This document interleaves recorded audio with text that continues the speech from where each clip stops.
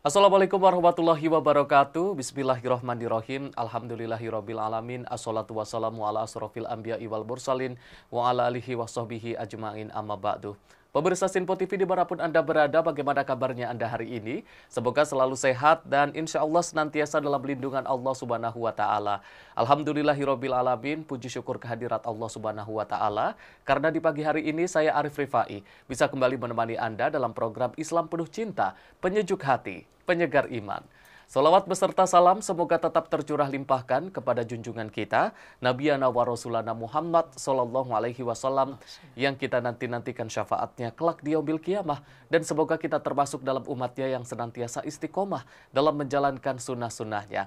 Pemirsa Sinpo TV dimanapun Anda berada, seperti biasa saya tidak sendiri karena saya sudah ditemani oleh Bapak Ustadz Ahmad Haris Riswanto. Assalamualaikum Pak Ustadz. Waalaikumsalam warahmatullahi wabarakatuh. Sehat Pak Ustadz? Alhamdulillah sehat, baik. Mas Arif gimana? Alhamdulillah sehat Pak Alhamdulillah. Ustadz. Pagi hari ini kita akan membahas tema yang sangat istimewa, yakni sholat dan juga nilai sosial. Kita akan bahas dalam Islam Penuh Cinta, Penyejuk Hati, Penyegar Iman. Pemirsa, sholat bukan hanya ibadah pribadi, namun juga mengandung nilai sosial yang begitu luar biasa. Bahkan, sholat yang dilakukan secara berjamaah memiliki nilai yang jauh lebih tinggi pahalanya dibandingkan sholat yang dilakukan secara sendiri-sendiri. Lalu, seperti apa makna sholat dan juga nilai sosial? Ini akan kita bahas bersama dengan Ustadz Ahmad Haris Riswanto. Kami persilahkan Pak Ustadz. Baik. Assalamualaikum warahmatullahi wabarakatuh. Waalaikumsalam warahmatullahi wabarakatuh. Alhamdulillahi rabbil alamin. Wal aqibatu lil muttaqin wa la udwana illa 'alal zalimin. Wassalatu wassalamu ala sayyidina wa maulana Muhammadin wa ala alihi wa ashabihi ajma'in, amma ba'du. Saudaraku pemirsa Sinpo TV dimanapun berada, juga Mas Arif, semoga Allah terus mengaruniakan berkah dan hidayahnya untuk kita semua. Amin. Amin. Ya Rabbal Alamin. Pada kesempatan yang berbahagia ini, tema kita sangat istimewa, yaitu sholat dan nilai sosial. Sholat ini ibadah yang bukan hanya hubungan vertikal dengan Allah saja, tidak. Tapi ada nilai hubungan horizontal dengan sesama kita, umat manusia. Masih banyak di antara kita orang yang beranggapan ketika sholatnya 5 waktu sudah full, kemudian tambah qobliyah ba'diyah full, dia mengira dia udah soleh. Tidak. Definisi soleh itu adalah al-qaim fi hukukillah wa hukukil ibad. Orang disebut soleh itu kalau hubungan dengan Allahnya baik, yang ini diwakili dengan sholat itu tadi, hubungan vertikal dengan Allah, dan juga hubungan dengan sesama manusia atau hubungan horizontal. Kalau dua-duanya ini baik, baru itu orang disebut dengan saleh. Dan salat kita secara tidak langsung itu mengajarkan nilai-nilai sosial kemasyarakatan terhadap kita sesama manusia dan lingkungan. Itu sebetulnya nilai yang luar biasa. Misalnya begini, dalam setiap sholat ada syarat yang harus terpenuhi sebelum kita sholat. Misalnya, dalam itu kita harus dalam keadaan suci, baik suci badan, suci pakaian, atau suci tempat. Ini secara tidak langsung nilai sosial yang terkandung atau yang diajarkan oleh sholat, umat Islam itu harus peduli dengan kebersihan dan kesehatan. Karena kesehatan itu berawal dari kebersihan itu. Cuman sayang 1000 kali sayang, ini Indonesia mayoritas Muslim tapi masih belum tersadarkan ketika berhubungan dengan sampah. Kita masih sering jumpai, mungkin Mas Arif melihat sendiri bisa. Kadang ada orang naik motor bawa tentengan, taunya sampah, buang, asal main buang aja. Padahal saya yakin mungkin dia itu Muslim, mungkin bisa jadi itu barusan sholat subuh ini. Ini belum memaknai bahwa dari sholat itu kita diajarkan untuk menjaga kebersihan. Wong sebelum sholat itu kita diwajibkan untuk wudhu. Wudhu itu simbol menjaga kebersihan. Syaratnya harus suci pakaian, suci badan, suci tempat. Lah kenapa ketika terhadap sampah kok seperti itu?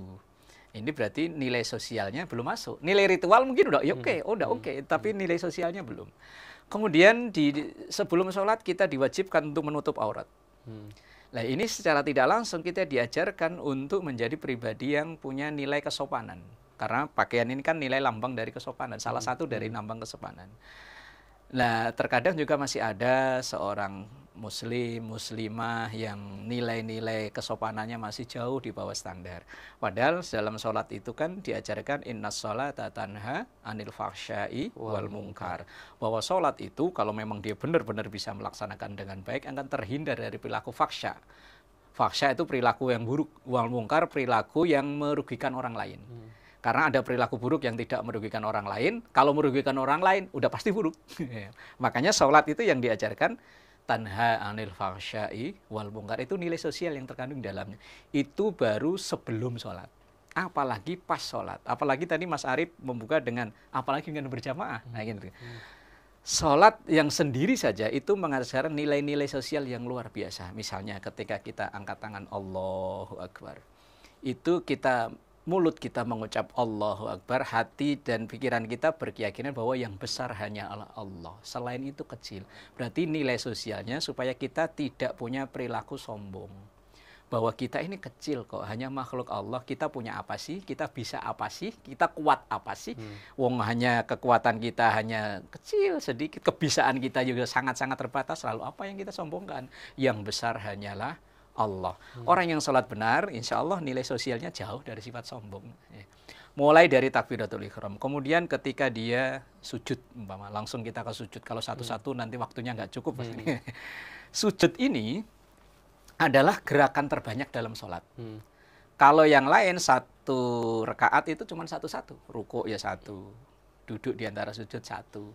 Bahkan tahiyat kadang ada, kadang enggak dalam satu rakaat. Tapi sujud, setiap satu rakaat 2 kali kita sujud.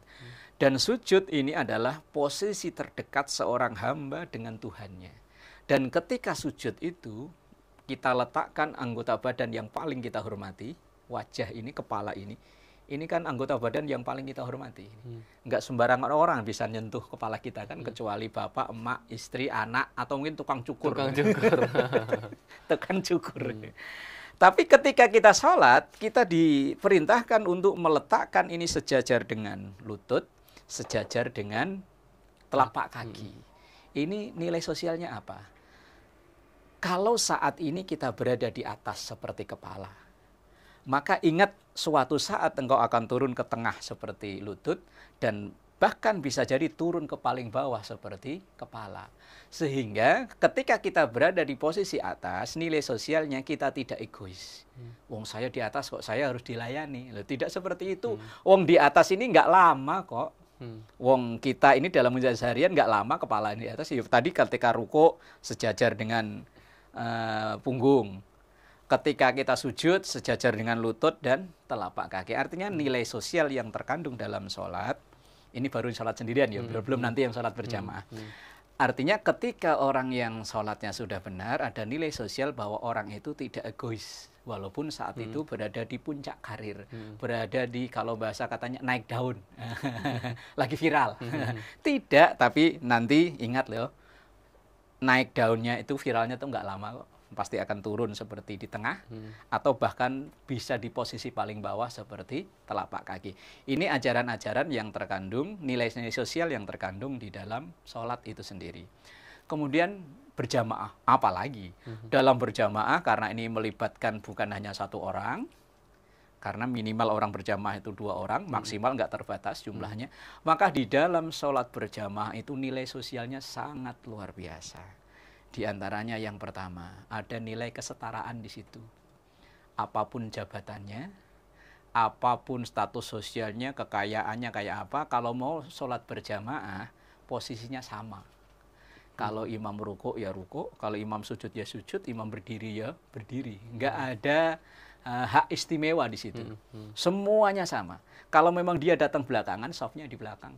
Yang datang duluan lebih berhak untuk ngisi di depan.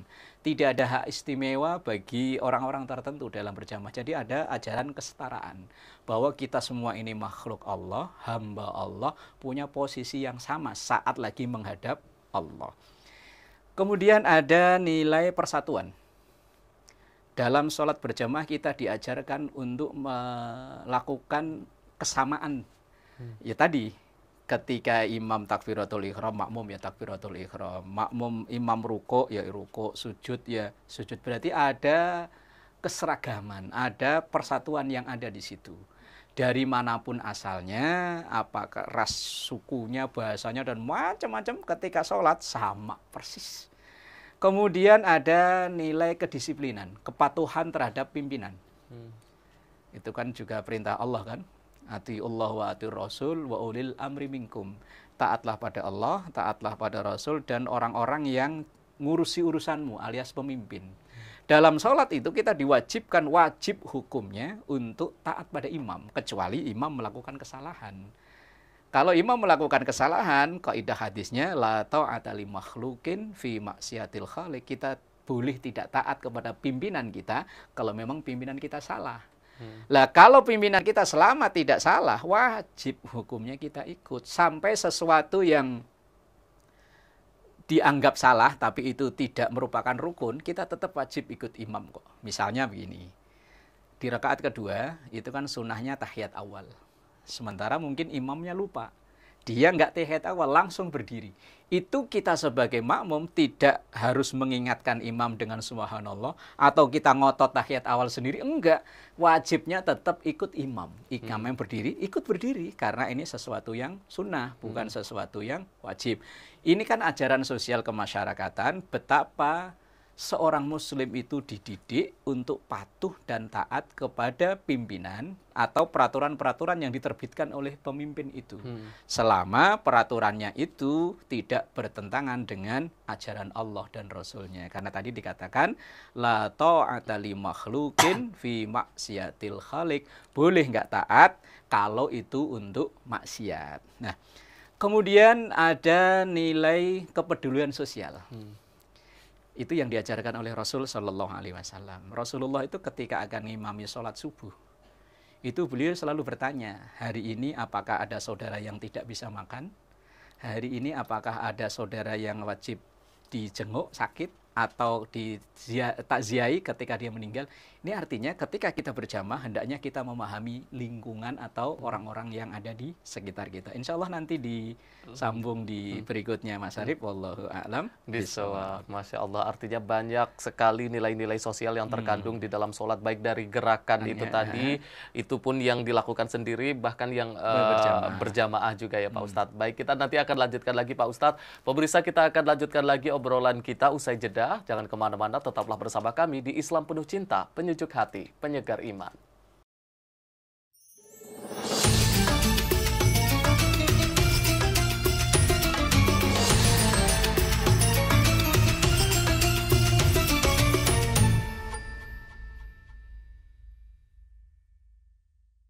Pemirsa, Anda kembali menyaksikan Islam Penuh Cinta, penyejuk hati, penyegar iman. Masih membahas tema kita pada hari ini terkait dengan sholat dan juga nilai-nilai sosial yang terkandung di dalamnya. Tadi Pak Ustadz sudah menjelaskan terkait dengan bahkan di dalam gerakan-gerakan sholat itu terkandung pelajaran-pelajaran yang berkaitan dengan nilai-nilai sosial.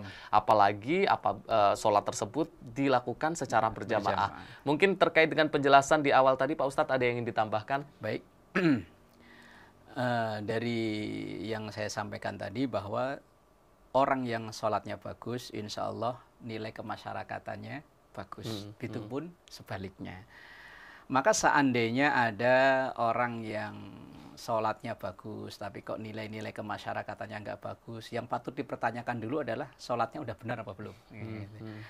Karena dalam sholat itu tadi di ayat yang sebelumnya, di segmen sebelumnya sudah saya sampaikan bahwa innas sholata tanha anil fahsya'i wal munkar. Orang yang sholatnya benar insya Allah kepribadiannya dinilai dari sisi sosial kemasyarakatannya insya Allah menjadi benar pula. Nah, dari pelajaran-pelajaran sholat yang saya sampaikan tadi, yang saya tambahkan satu lagi, ini penting dalam kehidupan bermasyarakat kita, begini. Ketika kita di penghujung gerakan sholat itu kan salam. Assalamualaikum warahmatullahi ke kanan, assalamualaikum warahmatullahi ke kiri. Ini ada yang memberikan makna bahwa ada filosofi yang terkandung, artinya assalamualaikum, salam sejahtera untuk kalian. Yang di sebelah kanan ini artinya orang-orang yang seide dengan kita, yang sepemikiran dengan kita, kalau boleh diartikan satu pilihan partai atau partai dengan kita umpama, atau dengan siapapun yang ada kesamaan dengan kita. satu agama, satu suku, satu partai, kalau partai politik umpama, dan lain-lainnya. Ini bisa berdamai. Insya Allah ini lebih mudah kan? Yang lebih berat kadang salam ke kiri. Makanya banyak orang kadang salamnya cuma ke kanan, habis itu udahan.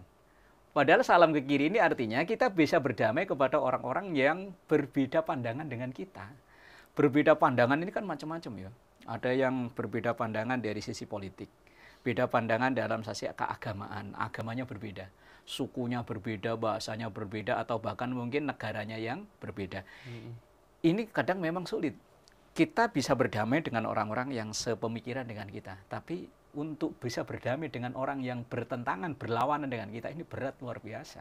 Apalagi kadang kalau menjelang momen-momen pilkada, momen menjelang pilpres, pileg, dan lain sebagainya, itu perdebatan walaupun di dunia nyata, walau alam ya, kalau di dunia maya luar biasa. Kadang sampai beberapa tahun lalu, sampai timbul jargon-jargon yang tidak baik antara kubu satu dengan kubu yang lain.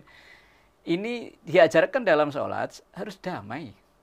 Ya walaupun berbeda itu wajar dan itu sunatullah. Itu memang dari sononya kalau bahasa kita ya. Berbeda itu wajar. Tapi kita tetap diajarkan untuk damai dengan orang-orang yang berbeda dengan kita. Bahkan tidak boleh menjelekkan, menjatuhkan. Islam sangat melarang itu. La yaskhar qaumum min qaumin asa ayyakunu khairam minhum. Jangan menghina orang-orang yang berbeda dengan kita. Karena bisa jadi ternyata dia lebih baik daripada kita, dia lebih berprestasi daripada kita. Bisa jadi di kemudian hari, oh ternyata akhirnya malah kita ngikutin dia. Makanya ya ketika nggak cocok, ketika berbeda, ketika terjadi kontra, ya biasa aja. Jangan sampai berlebihan. Ajaran sholat, salam ke kanan, damai dengan orang yang seide dengan kita, ada kesamaan dengan kita. Salam ke kiri, artinya damai dengan orang yang berbeda dengan kita. Wallahu a'lam. Monggo Mas Arif. Baik, Pak Ustadz, ini kan ada istilah bahwasannya sholat ini merupakan tiang agama, Pak Ustadz. Ini maksudnya seperti apa, Pak Ustadz? Dan kaitannya dengan makna sholat terkait dengan pengaruhnya dengan kehidupan sosial itu seperti apa? Ya.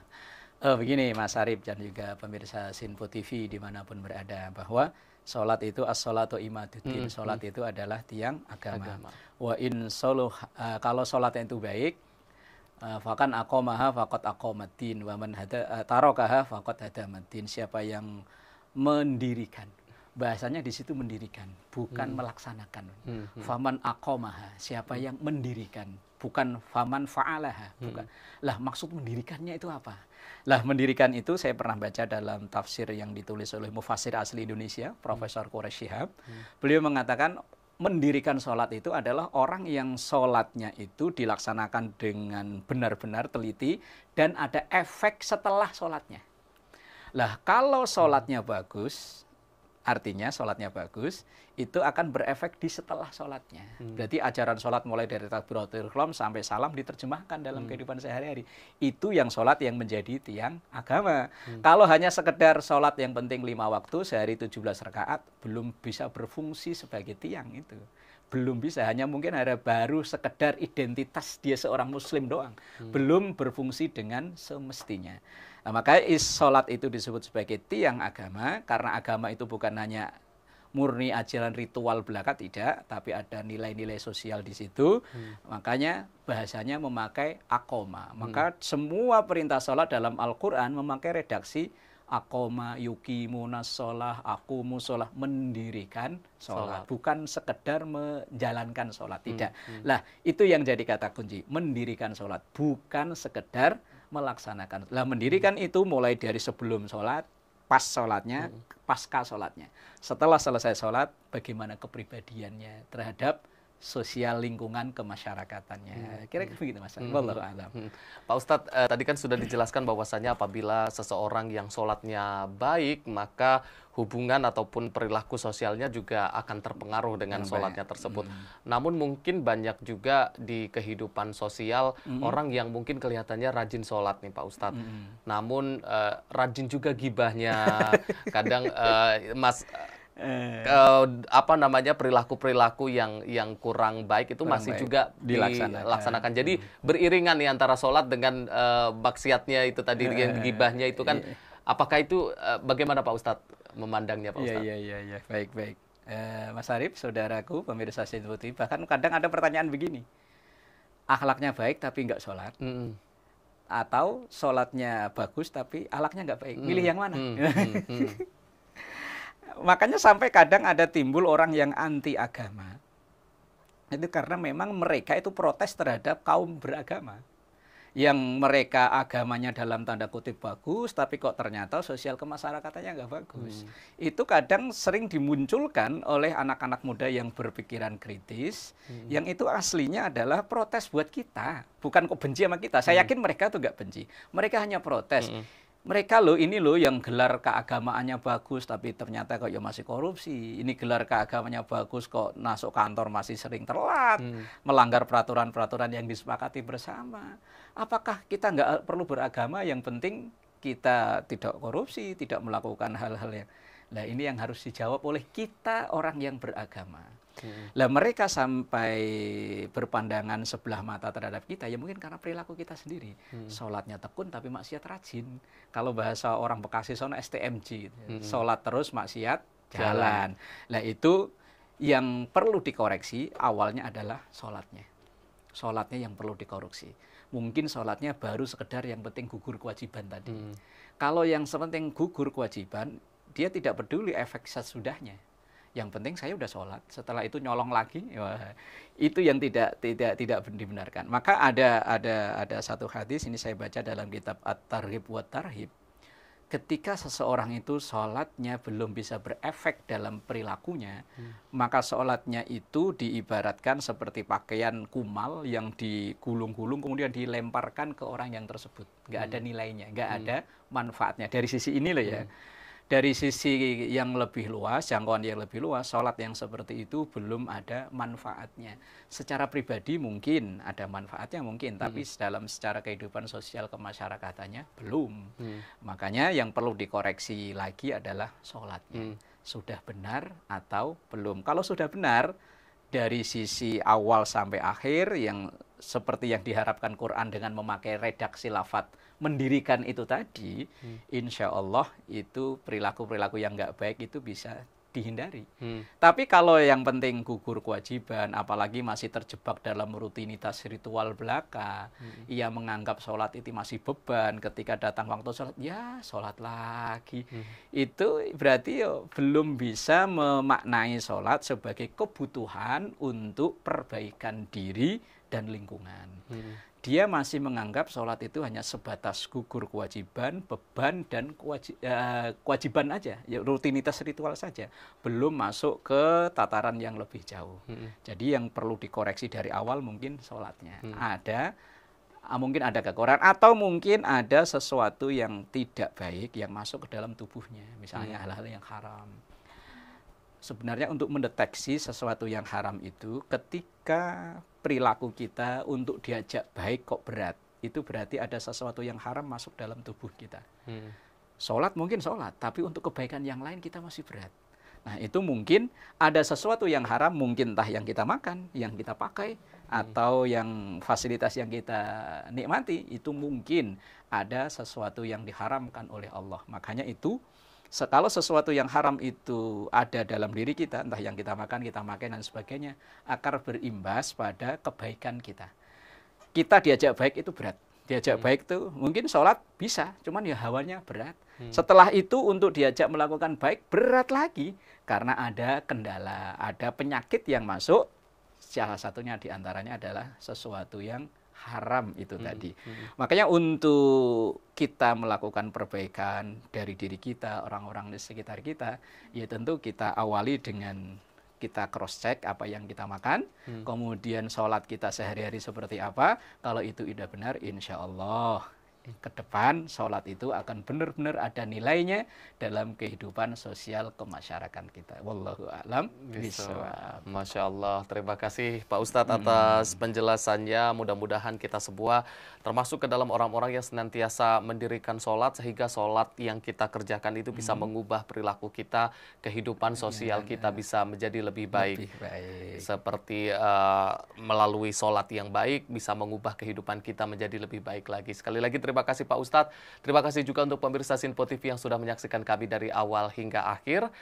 Jangan lupa terus saksikan Islam Penuh Cinta setiap hari jam 4:30 pagi hanya di Sinfo TV. Saya Arif Rifai, mewakili seluruh kru yang bertugas, mohon maaf apabila ada kesalahan. Billahi taufiq wal hidayah. Wassalamualaikum warahmatullahi wabarakatuh.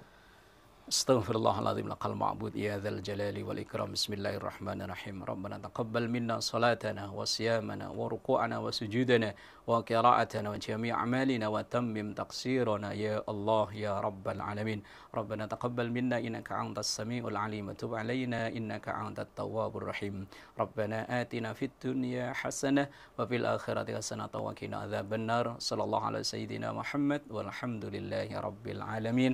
Wassalamualaikum warahmatullahi wabarakatuh. Waalaikumsalam warahmatullahi wabarakatuh.